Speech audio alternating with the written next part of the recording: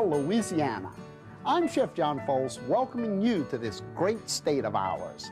These beautiful plantation homes reflect the fascinating history of our culture and cuisine, and I'd like to share this story with you. Why not join me and some of my friends as we visit the plantation homes of our state and cook up another great Taste of Louisiana?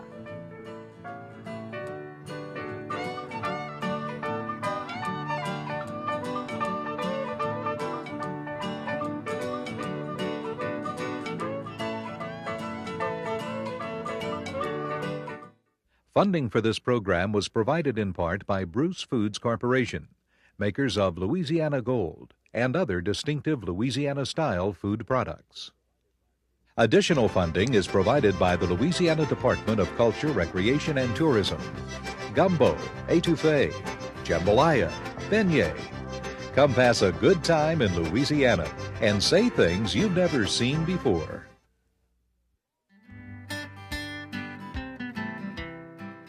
We've all heard the words of the song. In 1814, we took a little trip, along with Colonel Jackson, down the mighty Mississippi. Well, that trip ended right here, 6 miles below the city of New Orleans. On the foggy morning of January the 8th, 1815, 10,000 British troops came here to reclaim this land for its rightful owner, England. General Andrew Jackson answered the call with 5,000 American militia made up of soldiers, free men of color, Indians, and pirates. When the battle ended, over 2,000 British soldiers were dead, and the victorious Americans lay claim to only 14 casualties. General Andrew Jackson was off to the White House. I'm Chef John Folse. Welcome to Rene Beauregard Plantation and the site of the Battle of New Orleans. This beautiful landmark of one of the most famous battles in American history serves today as the Jean Lafitte National Park. Because of its location on the Mississippi River at Chalmette, it's the perfect docking point for riverboat tours leaving New Orleans. The Rene Beauregard Plantation home was a cottage built for wealthy planters 18 years after the famous battle. Jackson's military career reached its peak on this battlefield when his forces, made up of 5,000 commoners, defeated a much better prepared army of 10,000 British troops. Here we're looking across the battlefield in the ramparts that were built on Rodriguez Canal to protect the American forces against the invading British. Can you imagine that battlefield? There's a museum on the property complete with artifacts and scenes of that battle, and it's open to the public daily. There's also a film that lasts about 30 minutes that shows all of those scenes, and it's a great place to bring school children to learn a little bit about our Louisiana history. This field saw the last battle of the last war between the United States and England. It seems that this cemetery would be the final resting place for all of the casualties of the Battle of New Orleans. However, most of the soldiers buried here are actually from the Civil War. There's one very special grave here, grave number 4066. It seems that from a few letters that were uncovered a year or so ago, that Lyons Wakeman from New York was actually a woman, not a man at all, fighting in the war. Isn't that a little bit strange? The Delaron Mansion was certainly one of the most stately in its day, and it served as a military hospital for the British troops after their disastrous battle. It eventually burned down in 1885, and a few of the columns and walls that were left standing were blown over by a hurricane in 1915. Look how gorgeous that old mansion must have been. The Packingham Oaks were named in honor of the British general who commanded the British troops and died right here on the battlefield. Today, the Jean Lafitte Park is open to the public for history tours, biking, field trips of any kind. It's a great place to spend the day. And the Chalmette Monument honoring the victorious Americans took about 50 years to build.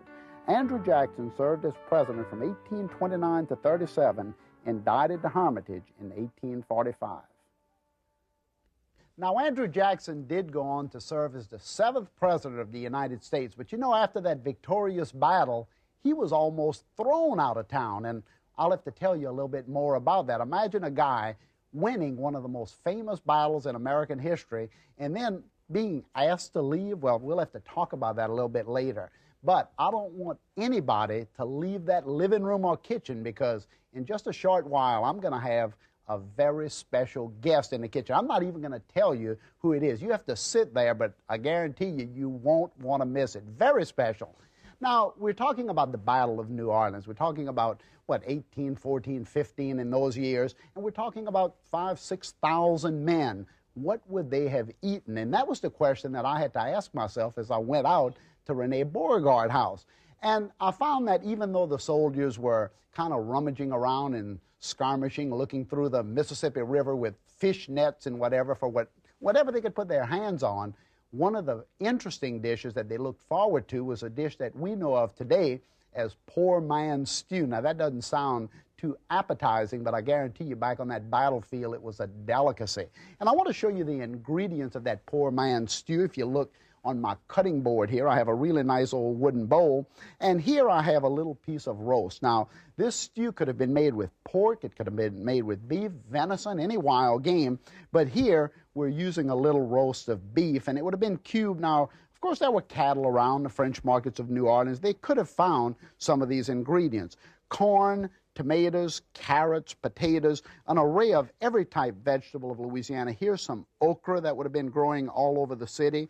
Sausage, because the Germans were around New Orleans, and here's some of the smoked andouille, and the wild spices of the bayou. Here we have a little bit of the bay or laurel leaf, some of the sassafras, and these things all combined into one pot would have created the poor man's stew. You kind of recognize this almost as a vegetable soup of today, but believe me, it was a very hearty, nutritious soup on the battlefield of New Orleans.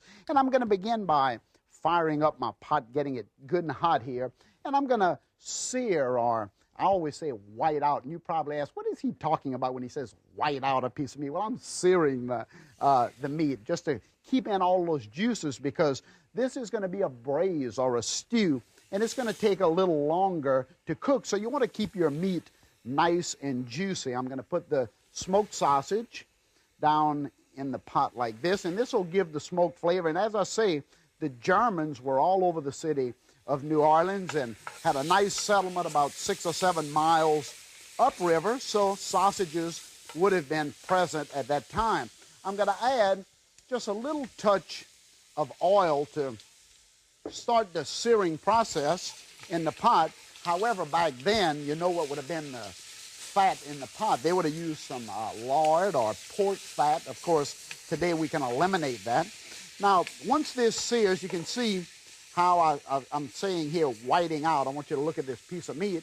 You can see how it's seared on one side, still a little raw on the other. This is what it takes to keep the juices in a piece of meat that takes a long time to stew. You have to sear it.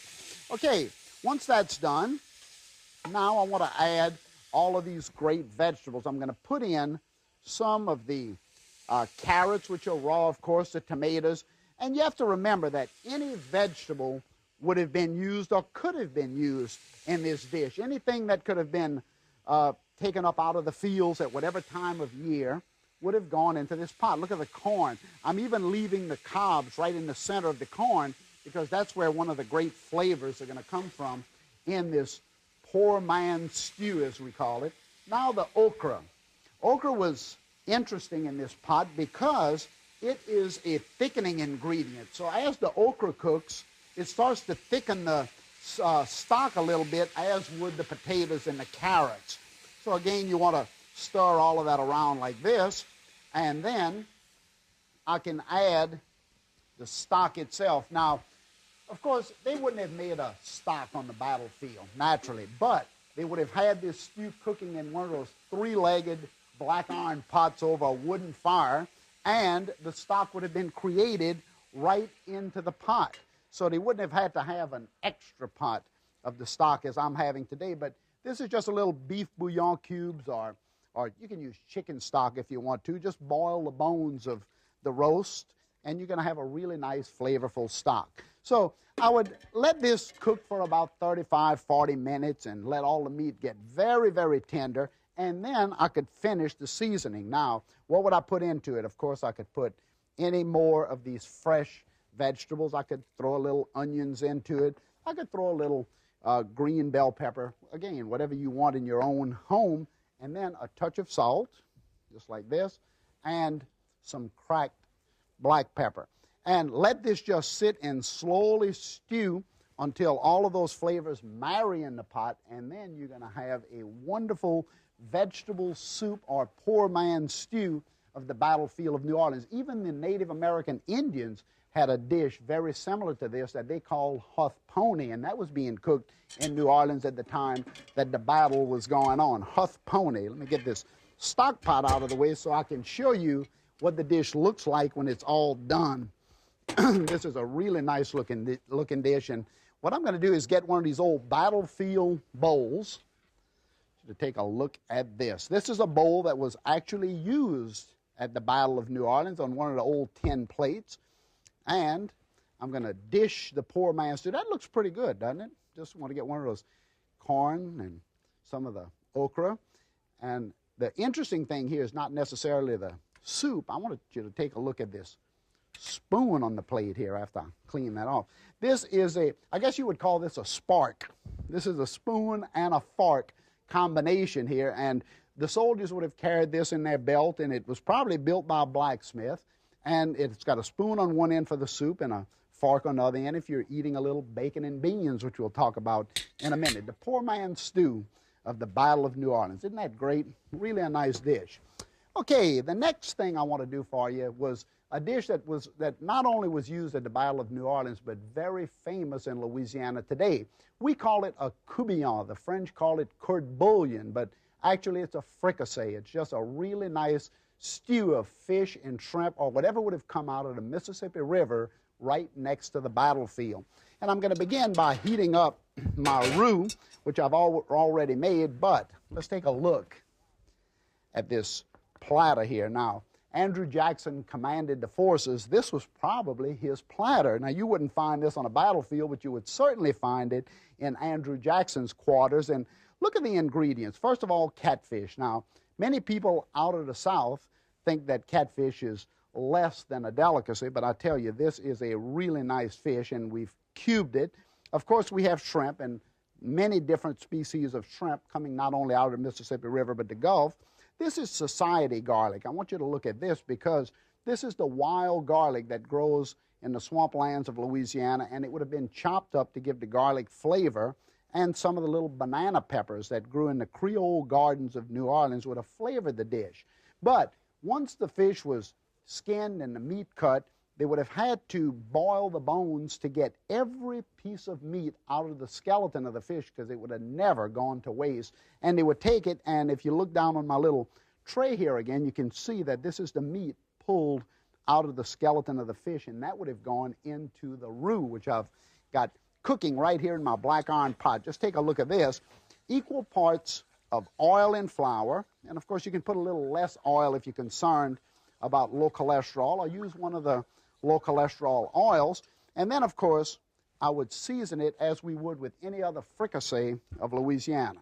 A little bit onions, celery. You want to kind of start all of these great flavors going in the pot. Again, subtropical Louisiana, a lot of vegetables would have been available to these soldiers of New Orleans at the battle.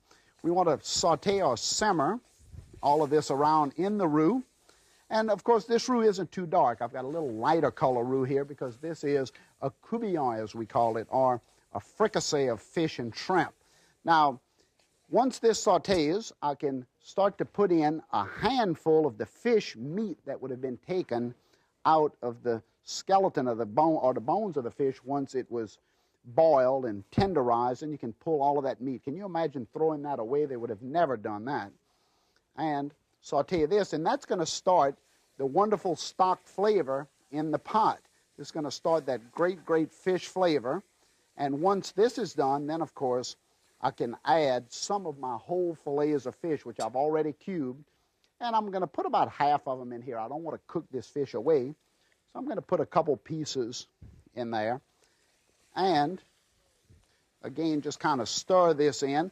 You want to get that great, great flavor of the fish and the roux all marrying together in this stock. It's going to be just fantastic. Okay, now once this cooks for a couple of minutes, I could just add a little bit fish stock. Again, make a fish stock if you have the bones, and go to any seafood market. They're going to save those bones for you. After all, they throw them away most of the time, and boil bones with an onion and celery, and you're going to have a great fish stock, and that's what I have right here. But you could use water because, remember, I did put the fish down into the roux. Oh, boy, talk about hot. I tell you all the time about how hot these great old black iron pots are, and every time I throw something in it, you can see just how bubbly it gets quickly. Now, the roux will dissolve quickly in the water, and you just keep stirring it around to blend all of those ingredients. And I didn't put my shrimp into it yet because those shrimp will cook very quickly. And you can see how the fish meat, look at the meat in that pot, just will really flavor the dish. And you see how the roux is dissolving there. And it's a lighter color. It's not as dark a color as the gumbo is. But I would now, that it's all dissolved like this, I could add more of my fish, assuming that this would have cooked now for a few minutes. I'll add the shrimp down into the pot like that. And you, of course, add as much stock as you need to make this a nice stew rather than a soup. You want to just get it at a nice consistency of a stew. And then go ahead and add the green onions. And this is nothing, no set recipe. Put whatever you want into it, obviously. And I'm going to cut in some of this society garlic because this is really going to give a good flavor to the finished dish. Just like the garlic that we get today in the store, this has just as much a pronounced flavor. And you can even put the petals, because these petals are edible and has a really nice garlic flavor. Some more of these little peppers, and then I could season it with a touch of salt and a little touch of pepper. And that's two of the great dishes that came off of the battlefield of New Orleans, the fish fricassee, and, of course, the nice poor man stew dish that you saw just a minute ago. Now, if I was going to serve this up, what I would do be to take one of these old plates that you see here of the battlefield. You can see how nice it is. And look at the stew. It's all done here. I can ladle it up. And this is exactly the way it would have been served. Look how that fish is nice and tender. And I would put it right over some rice. Exactly the way General Jackson would have been served this dish, what, almost 150 years ago. Of course, he'd have probably wanted it a little bit more garnished than this, so we'll put a touch of the parsley on it. This is the fish fricassee of the Battle of New Orleans. Isn't that nice? And it's very tasty, too. Now, I told you that I had a great guest coming into the kitchen, somebody who you hadn't seen for a long, long time, and I can hear his horse parking outside. How you doing? How are you, Chef John? General Andrew Jackson. Great to see you. How have you been? Well, I've been well, thank you. I'll tell you, you look so great. Hey, why don't you get comfortable? I know that cape must be very heavy there, and that wonderful hat. What a great-looking outfit. I have to tell all of you that this is Gary Hume's, and Gary is the director of the Jean Lafitte Park, and he's over there giving tours day in and day out. Tell me about the uniform here. Well, this is what a general officer would have worn in the Battle of New Orleans. It's a field uniform. It's not too fancy. General Jackson didn't like real fancy uniforms, and so it was a good, practical uniform. It really is a beautiful outfit with all of. Now, this was probably told us at what rank the officer was. That's right. He was a major general at this time. Now, you know, do you think I might be able to cook in one of these? I might get a little more respect in my kitchen, huh? I don't know if you could get grease out of it. Let's talk about the foods. I've been talking about all the great foods of the battlefield. I say great because I thought they were very good. But this is the sugar cookies that would have been brought over to the battlefield, and a delicacy probably. Oh, they would have been a real treat for the men to have sugar cookies. And we talk about the song. They took a little bacon and they took a little beans and fought the bloody British at the town of New Orleans, is what the song says. And look at here. Now, these beans, red beans and white beans, would have been found on the battlefield, right? Yeah, that would have been a staple for the soldiers' diet.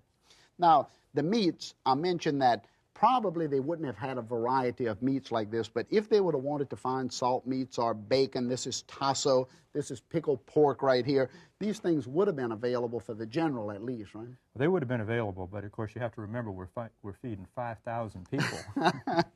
Talking about feeding people, let's sit down and talk a little bit about the battle now. Hey, this is authentic coffee cups, and I know that the general would have had those, and he'd have probably had a coffee pot just like this, huh?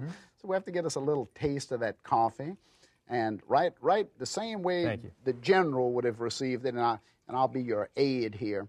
for a minute. Why was the Battle of New Orleans such an important battle? Well, the history of the Western world changed on that cold January morning in 1815. It was the most decisive battle ever fought in North America. And what would have happened had the Americans lost that war? Well, if the Americans had lost that war, the British would have controlled New Orleans, and they would have controlled the whole Mississippi Valley. They would have effectively blocked the American westward expansion and contained the country to just that area east of the Mississippi. Well, you know, I think 1814, 1815, we had independence now for 20, 30 years or so, so they wanted to come back and try to take us over one more time? Yeah, well, Andrew Jackson, of course, defended the city. Thomas Jefferson had purchased the Louisiana Territory in 1803 for $15 million. But some people felt that that was illegal because he bought it from Napoleon, and Napoleon had signed a treaty just 2 years before saying that he would only sell it back to Spain if he chose not to colonize the territory. How long did the battle last? Well, the preparations were about 2 weeks, but the actual battle itself lasted about 50 minutes. Is that right? That's all. So all of those forces, 10,000 British forces, come to New Orleans to fight a battle that lasted less than an hour. That's correct, and on a very, very small battleground, about 150 acres. Now, legend has it, and I don't know just how true this is, but legend has it that there was a pirate, Jean Lafitte, who's very famous to us here in Louisiana, and they say that he was a man who committed 1,000 villainies in a single heroism, and that heroism was to fight at the Battle of New Orleans. Is that true? Well, John Lafitte wasn't there himself, although two of his relatives, Dominic Yo and Ronaldo Beluche, were there, and they were in charge of Battery Number 3, one of the artillery batteries, and they were extremely effective. So they did help out. Yeah, there were about 42 of them. Now, I understand that Jackson, even after his victory at New Orleans and saved the country as we know it today, actually fell out of favor with the Americans in the city of New Orleans, I guess, after the battle. What happened? Well, the people in New Orleans really liked Jackson, but Jackson decided that he would not rescind martial law until he had official notice from Washington that the war was over. So consequently, the people in New Orleans wanted to go back to having fun and life as usual, and he kept strict military order in the city.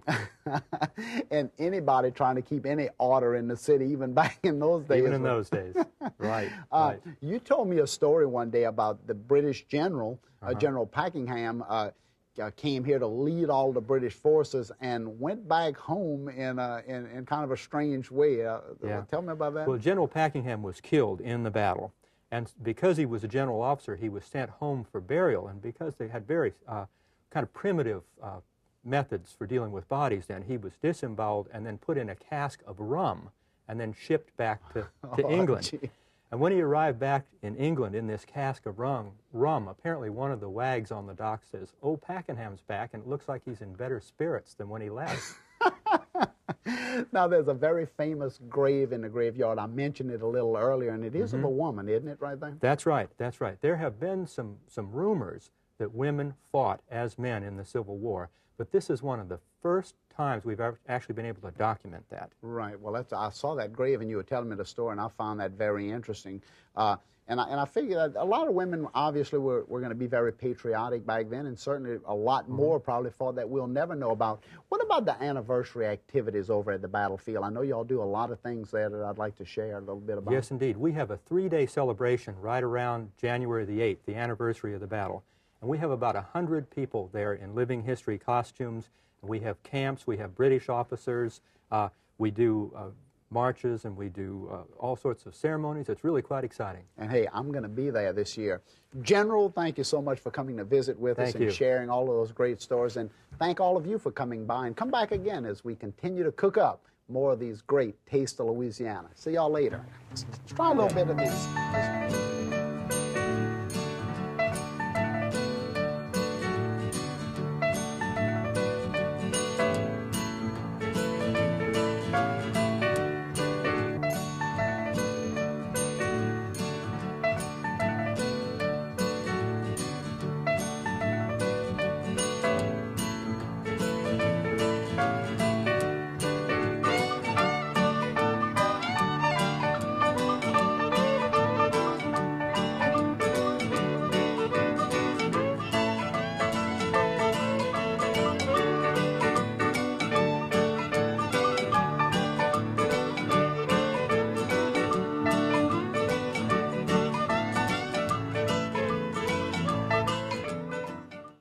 Funding for this program was provided in part by Bruce Foods Corporation, makers of Bruce's Yams and other distinctive Louisiana-style food products.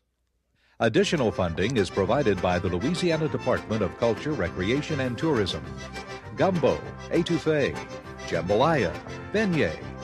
Come pass a good time in Louisiana and say things you've never seen before.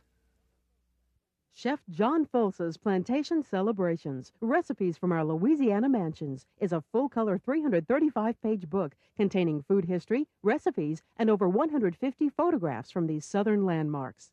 For your copy, send a check or money order for $28.50 to Louisiana Public Broadcasting, 7860 Anselmo Lane, Baton Rouge, Louisiana, 70810. Or use your credit card by calling toll-free 1-800-973-7246.